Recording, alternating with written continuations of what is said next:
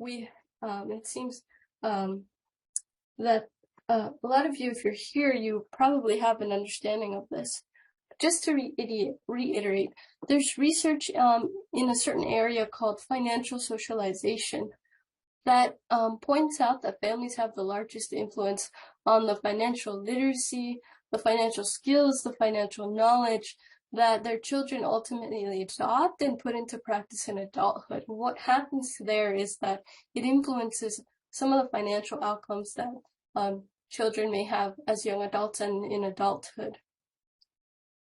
Like I said here, some financial outcomes, and some can include, some of the research looks at debt, levels of debt, if home ownership, savings balances, and things like that. And I want to also point out that in particular, parents and caregivers have the largest influence, and this is taking into account other socialization agents like teachers, the media, partners. This can change over time, but those early years when children are learning about financial topics really have a big impact.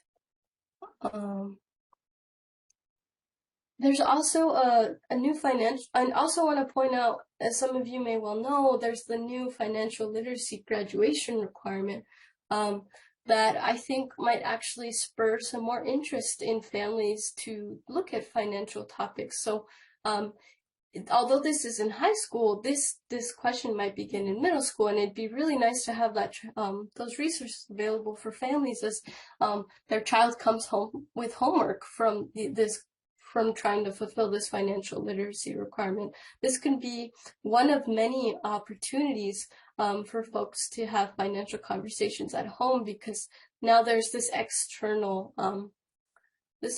thing that could spur some conversations.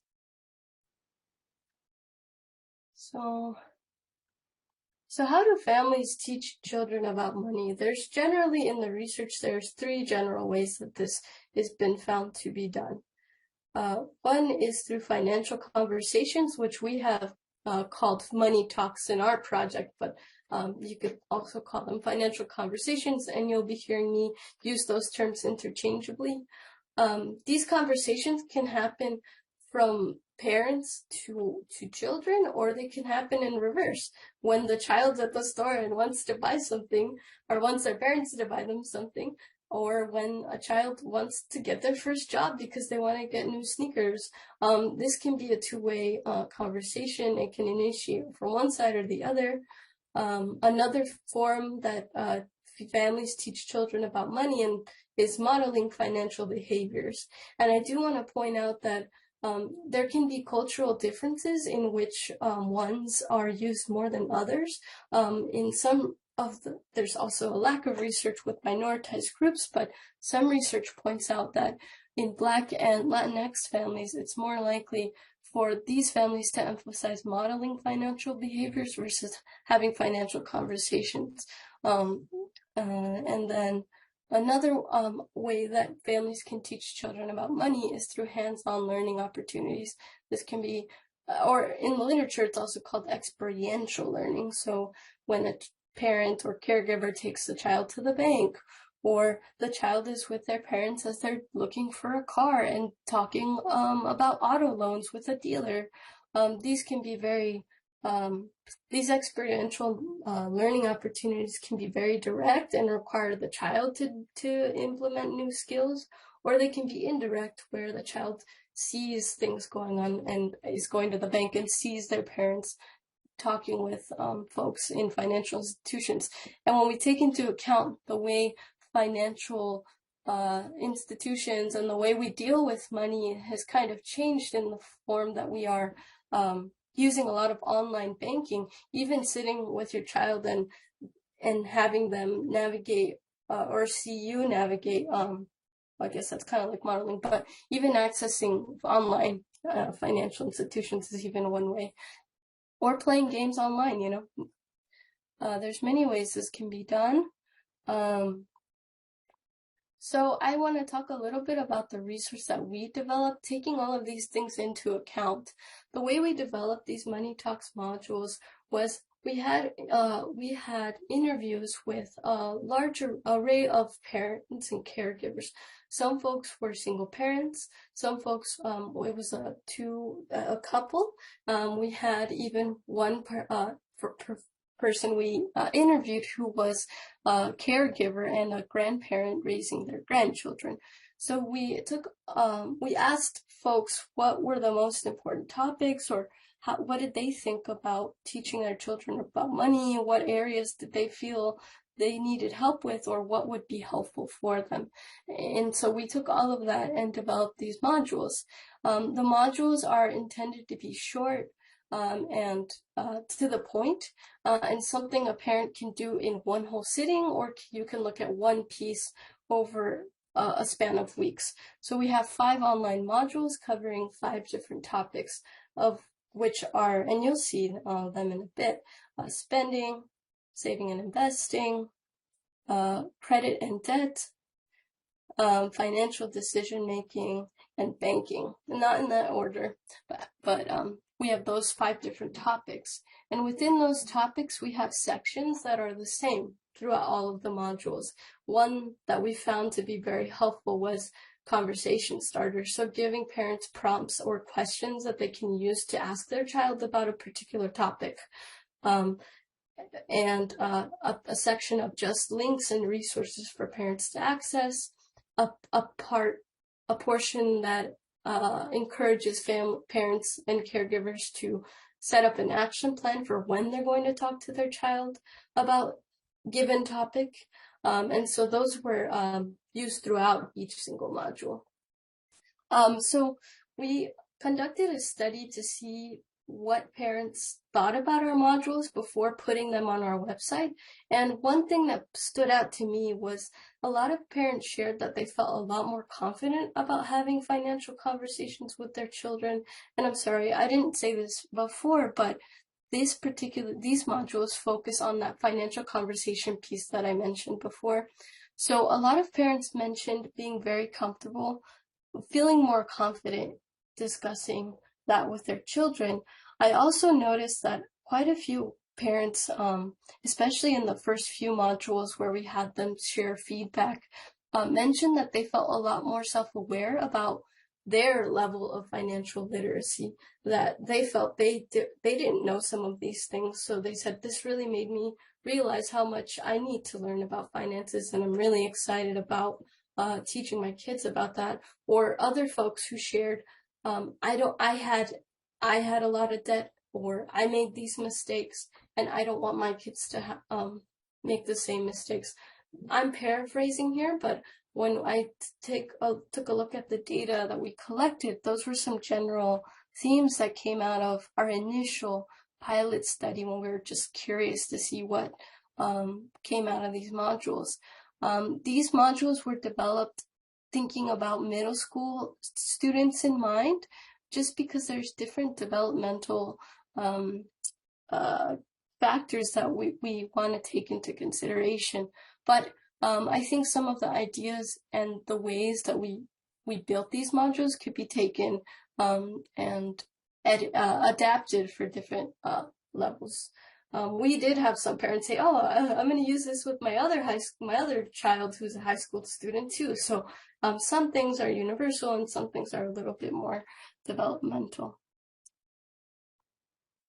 Okay, so this is a fun time. I want to give us a few minutes, and it doesn't have to be super in-depth, but maybe 5 minutes for us to look at these modules. Now, we have an English version and we have a Spanish version.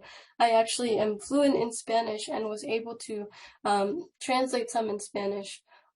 So I know that not everyone has 2 screens available, or it might not be super accessible. So if needed, I'm happy to share a screen. I'm also going to put them in the chat in case that's easier for you. You can also access these modules through your phone. So we tried to make them accessible for phone. So let me put this in the chat. Here's the English version. And I just want you to check them out, see what you think, and maybe it'll help you understand a bit more what I was saying about the layout. I can also, like I said, share on my screen the English version just so I can have that up. So I'm gonna move, I got it open over here. I'm gonna move it in so you can see it. So here's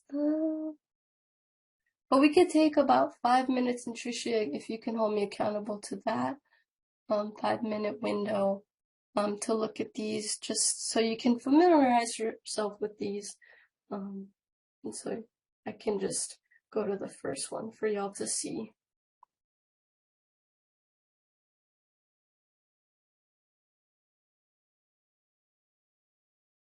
So feel free to take a few minutes to take a look. As you can see, this is the layout I was talking about, spending as an example for a topic. Each module has these sections: conversation starters, activities, tips. These tips were quoted from our parent interview, so we took these directly from parents. And let me just go through those so you can see. Yesenia, pardon the interruption. We're seeing right now the Money Talks screen that has the QR code for English and Spanish. So if you can pull your screen over to the screen that you're sharing, and we can take some time walking through the modules. Yeah, I think. Sorry.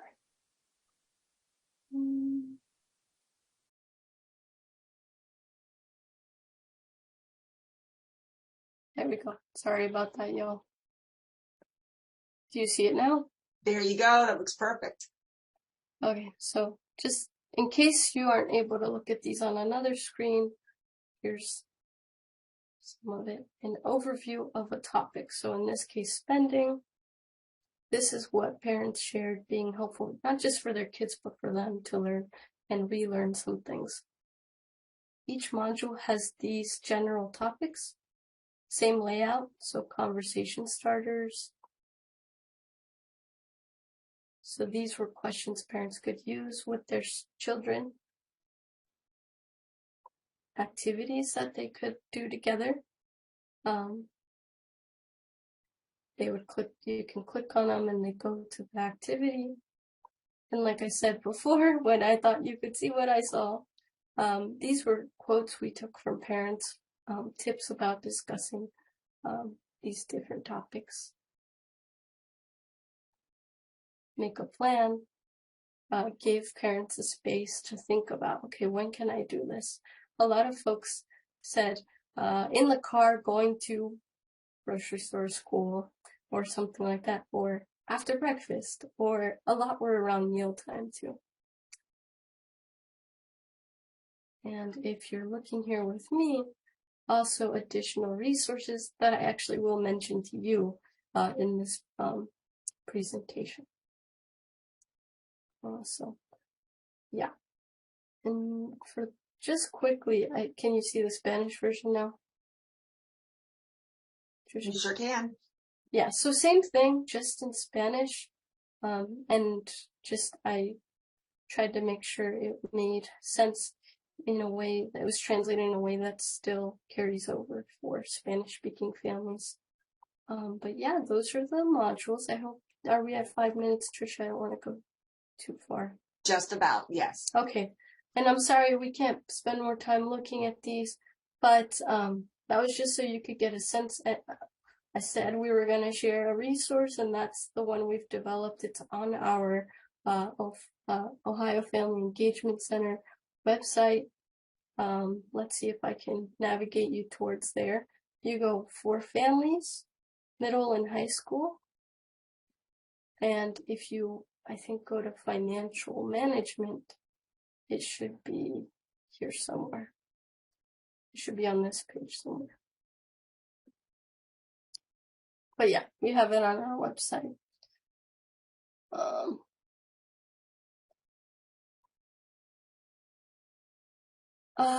About other languages, I think we're in conversation about that because we just launched these. So I think we need to really talk about that.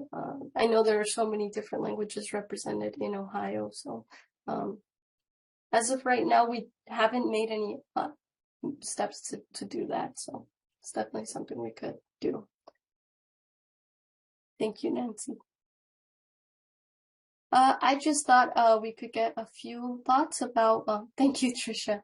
Thoughts, reactions to the modules. I'd just love to hear your thoughts, if you had any about the modules. Feel free to put them in the chat as well.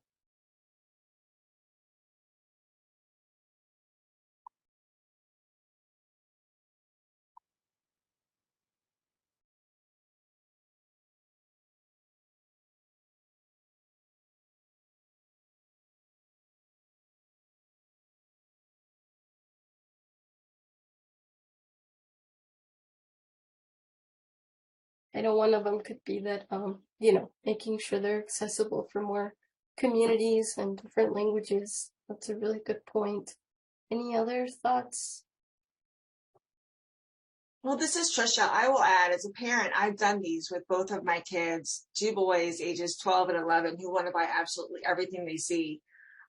So they were very easy to do. They were quick to work through. And then also, as a former high school teacher, I would use something like this with my students as well. Because again, it's easy to, it's just, the modules are very easy to digest and very thought-provoking. And the conversation starters were especially one of my favorite resources. Thanks so much for sharing, Trisha. You are welcome. And I don't, they're obviously, it might not be comprehensive, right? There's so many different things that you could discuss, but it's a first step to kind of get folks thinking about maybe these particular topics, or just about getting a sense of how to have a conversation in general. So they might be a good supplement, even like you said, Trisha, for the classroom, but also one to share with families. Jeffrey mentioned the modules look great. It's easy to navigate, and the information is just what students need. Thank you. And really the big piece on that one is, again, talking about financial socialization, talking about how families have the biggest impact. Really, we're really trying to encourage families to have these conversations, as opposed to, a student just hearing this from their teacher in the financial literacy class they're supposed to take, but taking the next step and having those conversations at home. That would be the hope. Thank you for sharing. So, I was hoping we could have a short discussion just about any thoughts that you might have, or questions that you might have about just this in general. I can again, feel free to unmute or write in the chat. But here's one of the questions I was curious to hear. How can you incorporate financial literacy into your school or organization? I think some of you all pointed out that was something you were hoping to learn a bit more about and get a sense of here today.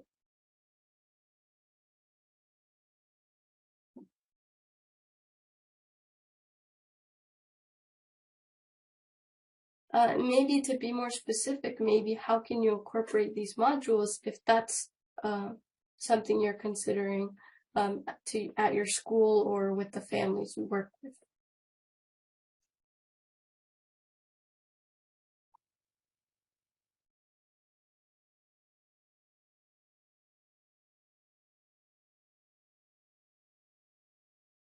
I'm gonna put in the chat.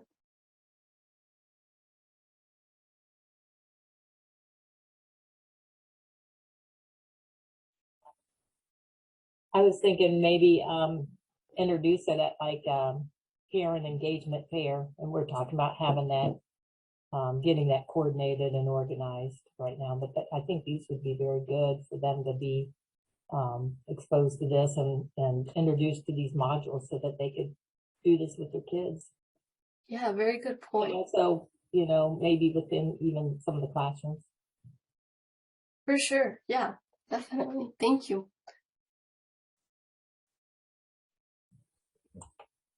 Yeah, it makes me think we'll have to get those QR codes available to use, like at a tabling, just so parents can use those.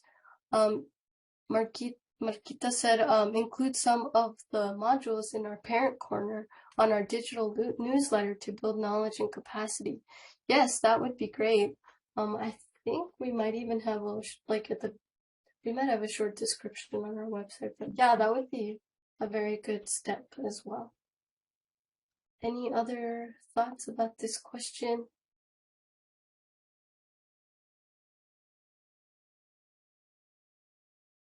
All right, I'll move on to another question. It's kind of a similar question. How can you use these tools to support financial literacy in families? If anyone has any thoughts.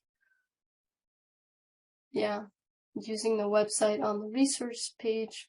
Does anybody have any thoughts about when, besides just putting it on a website, when you're talking with families and interacting with them directly, is there any opportunities there? I know we have different roles here, but.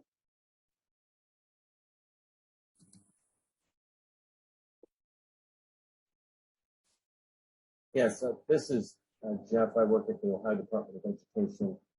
I know any Title I funded school has to have parent engagement activities.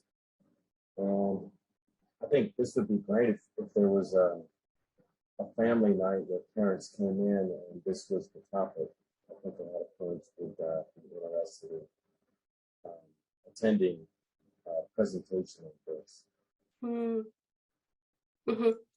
That's a very good point, Jeffrey. Thank you. And then presenting the tool as well, right?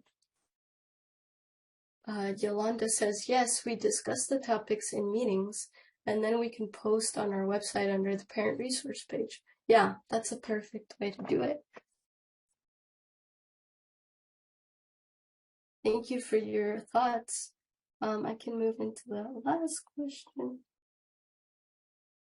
What information, support, or tools would you need to be able to take these steps? It sounds like there are already existing resource pages, but is there anything in addition that you might have to tweak or change or create to be able to share more about these kinds of topics, more about financial literacy and about these modules?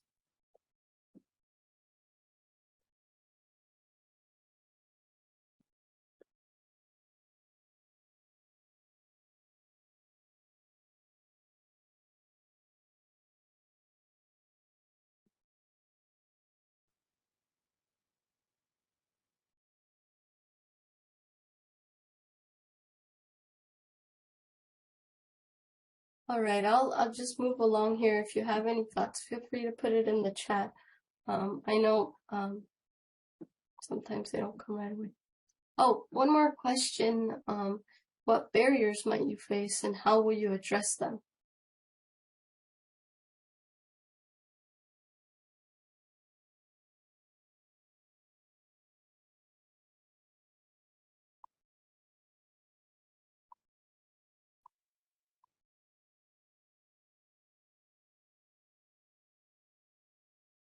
All right, I'll let you think about that. If you want to share, we can also discuss that. So I wanted to share a few other resources beyond just the modules. Some of these are actually within the modules themselves in that tab that I mentioned that says other resources. But what I like about these is they can be used for many different populations. So the Consumer Financial Protection Bureau, CFPB for short, has a website with so many different resources on it that hits at a lot of different grade levels. And so they cover a lot of different ages and populations.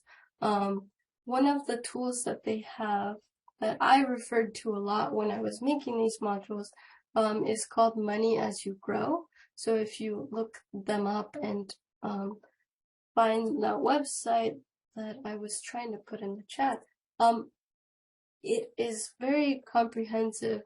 I really, really like that one. I can actually probably show you if you'd like. And Yesenia, I will. Oh, okay, you already put it in the chat. Okay. Yeah, I'm actually going to show you because Great. I love it so much. If I could only share one, it probably would be this one. So it has for different age levels, and it talks about different common choice things that families might encounter.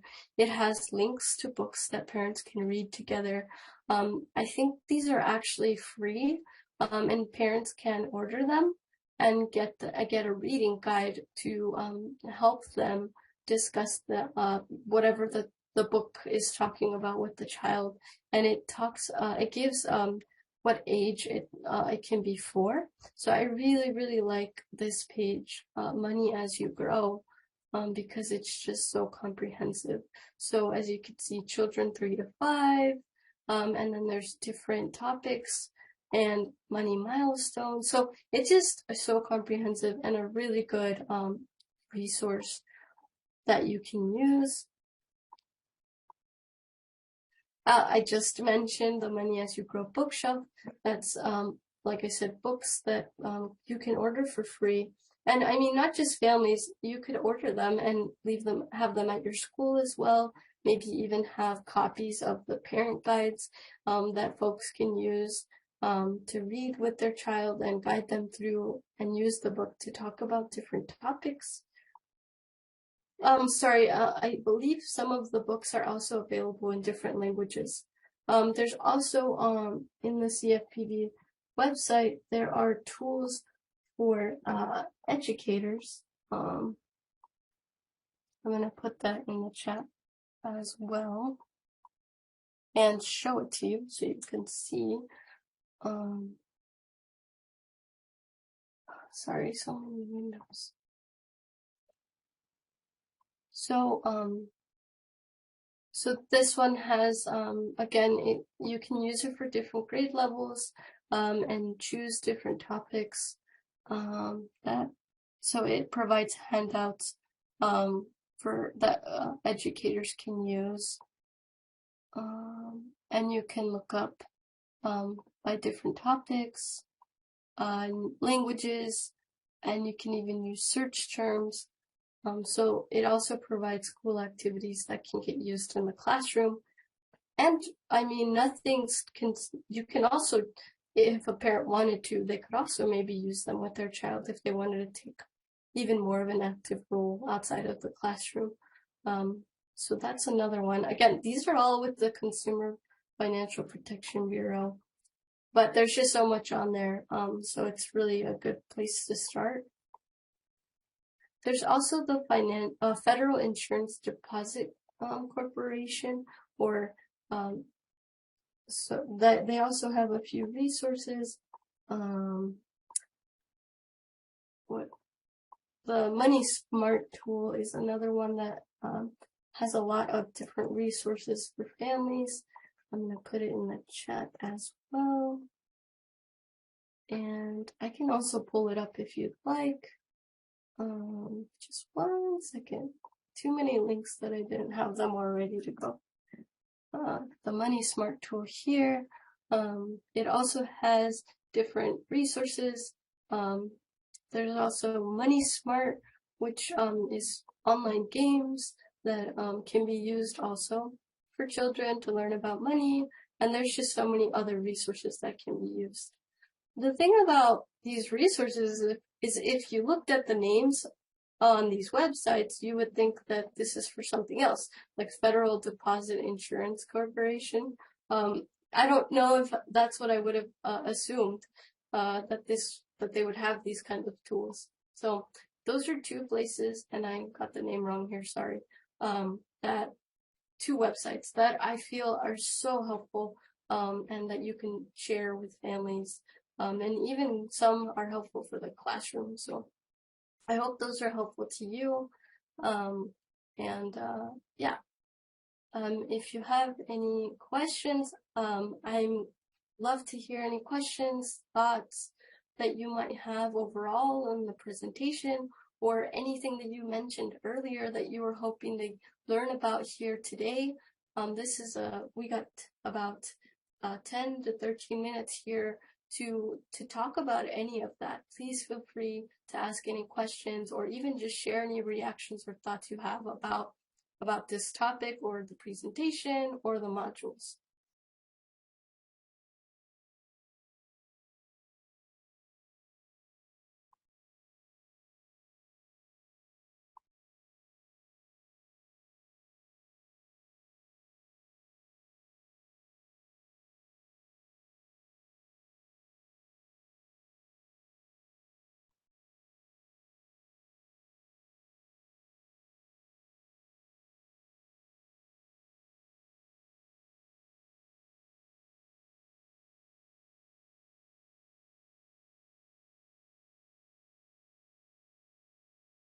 Yeah, you're welcome. I'm happy to talk more about any of the pieces I might have went through quickly too. I just wanted to make sure we had time to answer questions, but please feel free to ask me about anything you want to hear more about.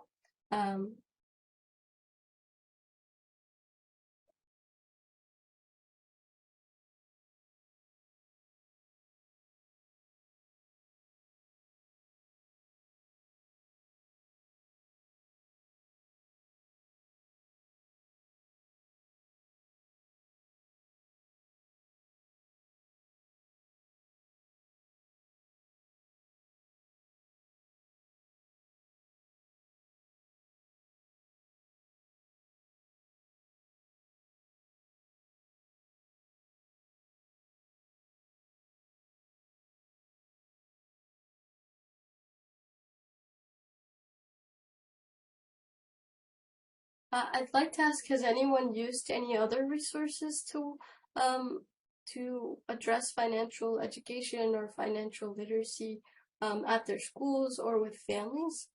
I'd love to hear what your experience has been.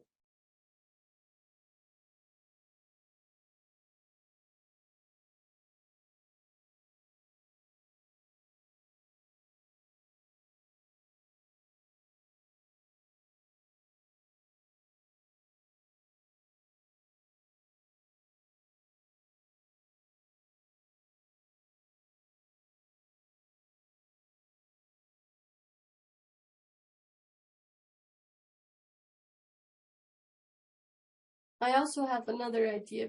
Oh, nothing outside of BizTown curriculum.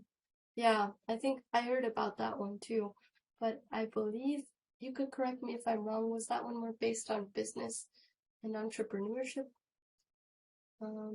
Robin Deem says, thank you so much. I just shared these with my husband as well as my colleagues at the department that work with the financial literacy standards. Now I need to get in and play with them. Yeah, I was going to mention if we wanted, we could actually take more of an in-depth look at the modules themselves, because I wasn't sure how much time we would be spending on questions. I kind of briefly went through them, so that's something else I'm open to doing with you all if you'd like that.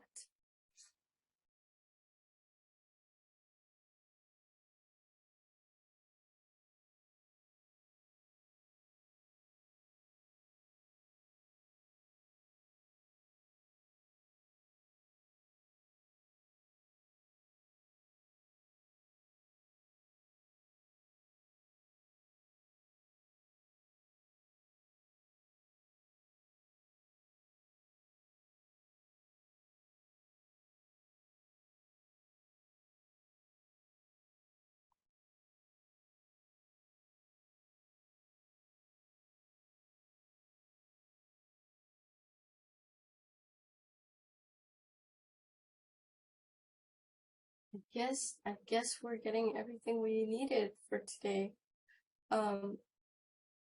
One piece that I didn't mention before was what is helpful in financial conversations. What are generally the best practices that are encouraged?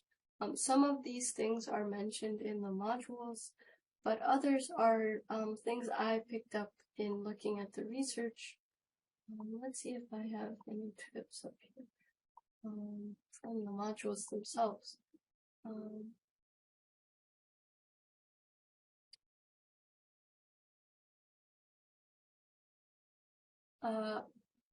making sure to connect some of what is discussed with real world experiences is important. Let's see what other tips are here.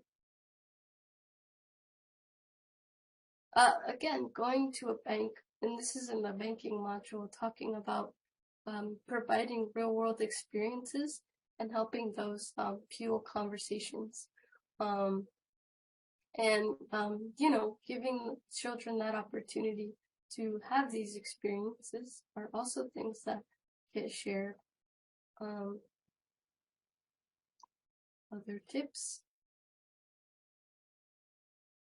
I'm glad I came to this page because this was something I wanted to mention, and I know our parents talked about it as well. So some things to consider if you're talking with families and sharing about financial conversations, and what's important to incorporate is being transparent and open. And I know that's easier said than done, especially if there are challenging times, and if one feels a little bit guilty or ashamed about their own mistakes that they've made. Something that's in the research and in the literature is that parents mention a lot is saying, oh, well, I don't want to talk to my kids about money because I don't want to make them worry, or because it makes me uncomfortable to talk about the mistakes I've made. The thing, though, is sometimes if parents share about their experiences, it actually helps children understand a bit more where they're coming from. And of course, it depends on the age, right? So how much a parent shares can depend on the dynamic and the developmental stage the child is in. But it is really important to be transparent and open, because you're creating a communication channel that gives the child permission to share their thoughts a little bit more openly. Trisha, you wrote here that before my boys are allowed to buy something off Amazon. Oh, you go ahead. Well, I was just going to say before, yeah, and I learned this from Money Talks. Before they're allowed to buy anything, Mom, I want this on Amazon. Okay, well, let's keep looking. Gosh, that's $15.49. Oh, but wait, Mom, I found it for cheaper. Okay, well, let's look at the reviews. Why is it cheaper? And then the reviews, maybe it shows up in the reviews that it's not quite what they're expecting to get. And so we learned that from Money Talks. Another thing is impulse buying. We go to the zoo, or we go to the Air Force Museum, and you go into the gift shop and they see putty. They see some Dr. Adams silly putty or something. Oh, Mom, I have to have this, and now it's, well, let me see how much this would be if I went to Target and bought it. So instead of that impulse buy at the gift shop where it's marked up twice as much, they will pull out their phone and say, well, let's see how much it would be at Target. And then they see that price difference and they're like, oof, yeah, I don't want it at the gift shop. I'll actually wait. Mm-hmm. So, and we learned that in Money Talks as well. Yeah, thanks for sharing, Trisha. And that's in the spending module. It's the rule of 3, for example. So you can turn that into a game, I could imagine. Like, who can find the lowest price on the next item? So yeah, those are things to keep in mind. And maybe, and going back to that point about being transparent, maybe a parent doesn't say, when I was a kid, younger, in college, or when I finished school, I spent maybe instead of sharing so many specifics, they say, sometimes I have found myself buying things that I wish I hadn't bought, and I don't want that to happen to you. So let's make sure that when we're going to buy something, we look at all the prices and then find the best price so we can save that money for something else, or for, just to save it for an emergency. So, yeah, those are some things that are important in financial conversations. Being open and transparent, making sure that the child has room to initiate those conversations as well. A lot of folks in our interviews shared, well, when I was a kid, my parents just said, this is how it is, and that's it. It wasn't something we discussed. So it can be something that is not easy to do when you come from that background, but it's important to do when possible. If the child wants to talk about something they want to buy, I think we even have some conversation starters that talk about, like, instead of saying, no, absolutely not. We're not buying another thing. We already bought this at the other store. You want another. You always want something. What about saying, like, oh, so how do you decide what you want to get? Why did you pick this over XYZ? You know, I think you might get hungry later. What if you spent this money on this bear right now and we can't buy your sandwich later? So turning it into a conversation as opposed to a one-way, kind of like, no, just shutting it down. So those are some things that are really important. And I know, sometimes we're just sharing resources with families, but those are just a few things that are important in those conversations, to keep in mind. You know, I'm just gonna go through this one module fully just so you can see it all, and then luckily I think we're gonna finish a little early, but yeah. So like I said before, and you might have already looked through them throughout the presentation, but each module has a brief introduction about the topic, and we try to be very mindful because this can happen a lot, and I know we had a few comments about it. We tried our best not to. And talking about Dr. Khalifa's presentation, I really thought about this a lot. We tried not to impose too much and, you know, make families feel guilty or feel like to impose things on families about how they should act and what they should do with these different topics. It's easy to do when we're talking about financial topics to say, well, it has to be this way.